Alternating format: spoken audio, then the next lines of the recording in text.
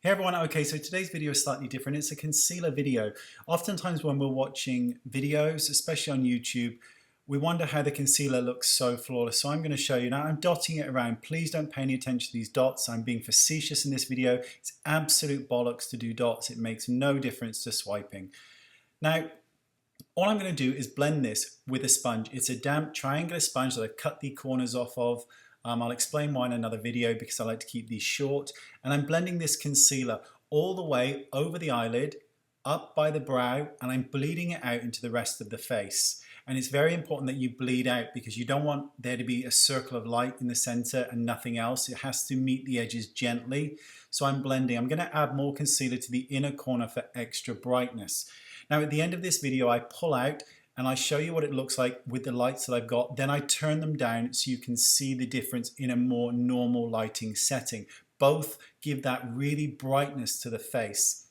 So I'm going to add more product here, right to that inner corner. Now, it's really important to note that this really is about blending. This video for just this one side of my eye took me around about 4 minutes. So if you've got the extra time and you just want to play and meditate, go for it. But this is just an extreme version of concealer. It is not the be all and end all. So please don't think that. I certainly wouldn't do this to somebody else unless it was requested because they really wanted that kind of technique. I'm going to set this now with loose powder, same sponge, and I'm applying this, and I want you to see what happens to the skin. It takes on this velvet texture.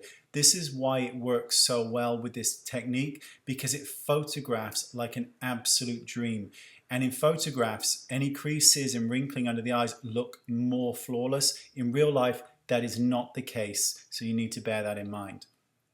So what I'm going to do next is keep setting and then knock off the excess powder with a brush. This was a prototype brush that never made it because it was so expensive to make. It was so extreme that it was never going to happen. So I'm just buffing off all that excess powder. I'm going to pull out so you can see, and then I'm going to change the lighting because the lighting in my studio here is very bright. So here's a more natural light. See? Pretty cool. And I'll see you next time. Bye-bye.